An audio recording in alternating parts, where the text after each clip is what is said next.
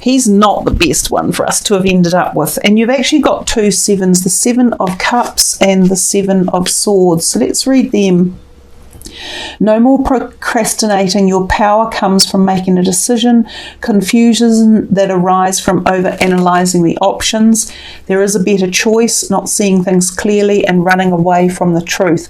So as I say, I think when the eclipses come, you can't really run away from the truth because the truth opens up. You may be offered certain things around this time frame, and some of you might be really tempted to take them.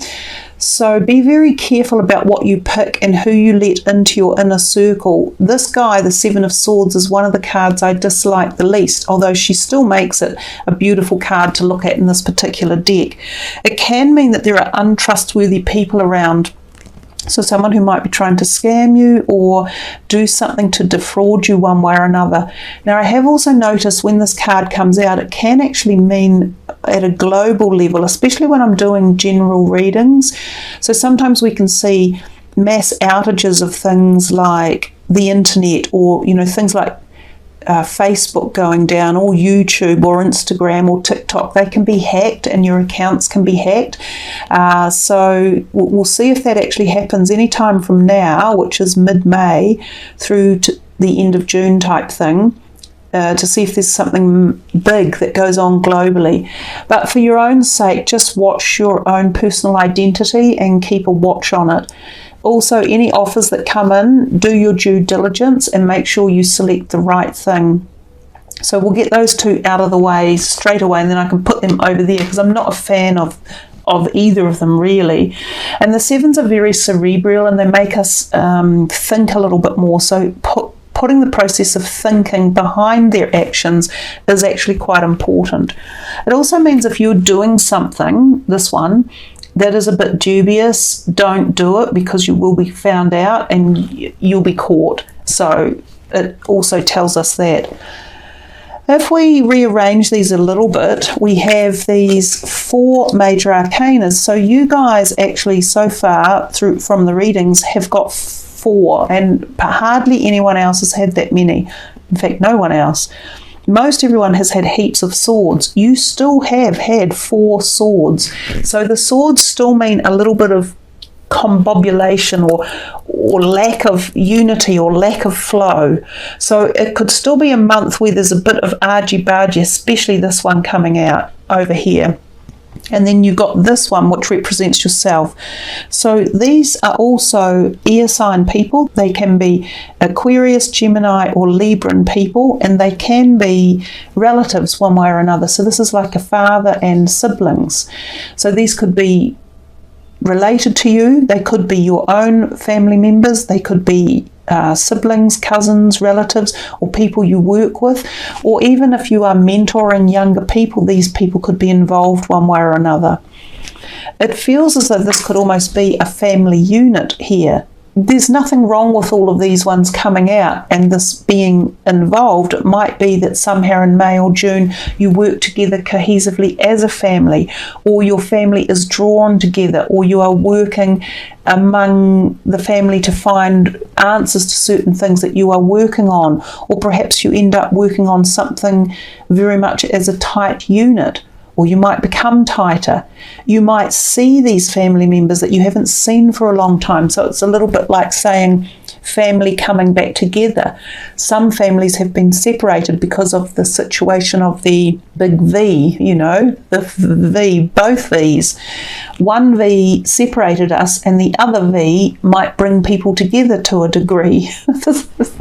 Now I'm sounding like a poet, this wackadoodle. I'm talking in code, obviously, but I don't know why, because my videos have been already heavily restricted and not that many views are done on them anymore. So look at the words that are on the top for the, you know, the positive energy field to come from these. Anyhow, this is brilliant, loyal, talented, and friendly. And it says, believe in yourself. Wonderful people want to help you. Maintain a balance between work and home life. So that's a message specifically for you guys, Aries. So there are support of people around you who give you nurture, love, and help and offer support. There could be these people right here. So they're around you, rallying around. And if they're air sign people, they can be quite feisty and they can give you a lot of energy. You get an energy flow off them as well. So we've got intellectual, determined, focused, impulsive, inquisitive, truthful, realistic, undiplomatic, and then knowledgeable, experienced, fair-minded, and unemotional.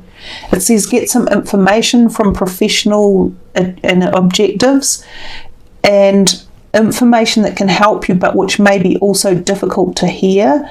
Speaking the truth with kindness, an indigo child or adult who might be on your mind, who could be in your life that you are giving extra support or help to, that might be an air sign.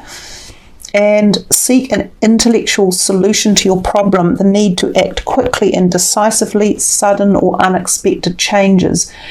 So this Prince of Winter is the Knight of Swords, and it can be about very quick happening intervention, changes in direction, contracts coming in to be signed unexpectedly. It doesn't mean they're bad, but it means seek out intellectual advice. Now, if it's something to do with this, that's why all of these might be over here acting and standing up and being heard. So sometimes when you get the court cards, it doesn't have to resemble individual people. It can be the situation that's occurring in the background. And that's why court cards in a reading can be convoluted, because they're either people that are coming in or they are situations that you need to address one way or another. You need to figure out yourself which way these court cards are talking to you. Is it about people in your life that you need to pay attention to or that are supporting you, or is it situations that they're telling you to be wide awake about and to not go signing into something that you shouldn't, and to be open to due diligence and saying no to things that aren't right? We come back to these big major players. The Star, actually, this was really good to get, and the Star did come out before these two. The Star always lessens any negative impact cards. So the Star can sit over there on top of those two and have a great positivity to it. It comes to you as protection from the celestial realm, sometimes from spirit guides, guardian angels, even angelic archangels. So there's a lot of protection around when the Star is out. It says here, look to the future with hope and optimism, the power of faith to move mountains, happy changes that bring relief from challenging times. So really, really optimize the energy of the Star. You can take a photo of that and keep it on your phone. Reread those words and embellish that energy coming in. It's positive and it's fueled with greater universal energy that gives you a great deal of impetus and energy moving forward. It can be about bringing balance into the body and nurturing the body with food and water that is good for you. So drinking really high quality mountain water or mineral water, something along those lines, can be beneficial as well. So the Empress, the Wheel, and the Priestess. The Wheel comes out the least probably of all the cards because it's a major player. It's the number 10. It's often indicating the end of a cycle. It said delays are over, sudden or unexpected good luck, a new car or travel. Again, great meanings behind the Wheel. That's a fairly shortened version of the depth of it, but great positivity there. So if there have been delays, you're moving now into a faster pace. You are turning the corner. A new evolutionary process is coming. For some of you who have had a decade birthday, this is the beginning of your new decade, and it looks as though it's a great way to start the decade with the Wheel coming in. Some of you may be travelling, you may have a new car or experience travel or movement along those lines. Great good luck, sudden or unexpected good luck. So enjoy the energy of the Wheel, and it does work at a much deeper transient level. When I say transient, it's a deeper level that takes place over a span of time, so it's constantly moving and evolution is always taking place, so it's never sitting still. The Empress time to take action, the power of creativity, success that allows for the life of luxury or a life of luxury. It's opulence, it's good health, it's fertility, sometimes conception, pregnancies. It is the harvest of life. It's reaping the rewards of hard work, of knowledge gained, and that brings us to the High Priestess. Trusting intuition, careful reflection before taking action, insights that come through meditation. So moving into that realm of your psychic awareness, listening to the messages that come through dreams, hidden messages like synchronistic events. Some of you may become more interested in esoteric knowledge or writings or learnings. You may be opening up to the holistic world. Some of you may be moving into healing or psychic work, and this, you could find that at this time you become even more psychic and aware. Again, this is a card of fertility often, so we've got lots of fertility in here. And fertility isn't just a pregnancy, it's fertility or conception of ideas that are coming through. So some of you might be really pumping out ideas and creativity for new businesses or concepts or making something or engineering or structuring something. So there's a massive amount of creativity within this reading, and even that, she's creating something on the spinning wheel. So if you took those three major arcanas together and really powered them up and utilized the energy field they're delivering to you, you would be surprised what can come from this within your reading if you really, really allow it to open up. And then you place the star on top of it again, and boom, it just exponentiates everything. It just creates a bigger field of positivity. Pretty interesting reading there for you. I think they're talking a lot about the future, about prospects, about ideas, about movement, concepts, good fortune. There is those 2 sevens that were around. I don't know why I picked up that other card. There are the 2 sevens that are around, and yeah, just be careful, do some due diligence around things that you are wanting to uplift, contracts or new people coming in. Keep your personal identity safe. Ask if you want something in life. Ask these helpers that are here in the star card, your personal agents of light and interaction and manifestation. Some of you may have had a burning question that you're wanting to ask, and it doesn't just have to be a celestial one. You might be needing to ask someone else for help or information. Entrepreneur, some of you are thinking of moving into the business field or sector. This could be a good time to do something along those lines, and it comes right under the ask. So if you're thinking of expanding into working for yourself, do some question seeking, look into it. Ask some big questions, do some due diligence, because it feels as though it might be a time that some of you could really and truly do work for yourself. Innocence. If you're holding a grudge about something or someone, look into it a little bit more. You might find out that they aren't necessarily, as guilty as you've been charging them with. The law of attraction, beautiful card. Your thoughts are what you think is what you create. You are what your thoughts are. And spend time on the things that you want to attract into your life. So if you're looking for a new partner, spend time on the positive aspects of that. Embellish it, feel into it, make it real. If you're looking for new pets, there's plenty of animals on that card. Imagine them coming in, feel into their energy line and believe it. There's a big amount of believe. You must believe for it to happen and manifest. One more in here for Aries. Okay. Blessing in disguise. So if some of you have been going through something, it is a blessing in disguise.